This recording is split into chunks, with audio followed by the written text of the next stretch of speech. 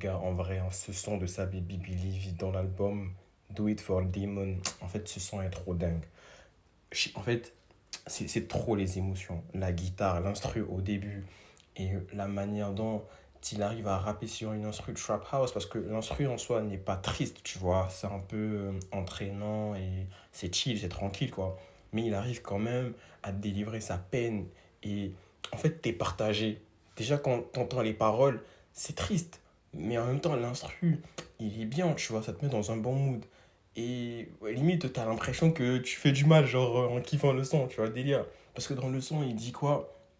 Déjà, même au début, il a tellement de peine que il regarde le ciel et il se demande si bah, il sera pardonné. En gros, si son âme sera purifiée, en fait. Parce qu'il il prend conscience de sa vie, de cette dérive, après la mort de son frère d'armes. Et là, il remet toute sa vie en question. Et dans le son, il dit, du coup, en gros, il envoie aussi un message d'espoir dans le sens où il faut y croire. Il faut y croire. Et lui, il croit qu'il peut même voler. Et c'est en fait le message qu'il envoie dans le son, c'est dingue.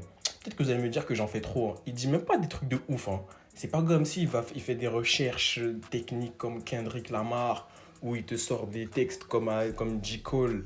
Mais juste, il est soft, il met l'émotion et surtout le vrai, parce que ce qu'il a vécu en fait, il a vécu la perte d'un proche.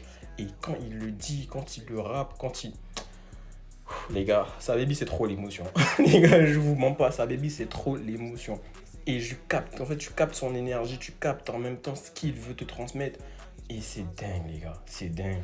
Franchement, l'album là, hein, je pense que je peux même faire 1000 vidéos, quoi. En fait, par son, je peux parler de tous les sons d'album parce que ça m'a touché d'une manière.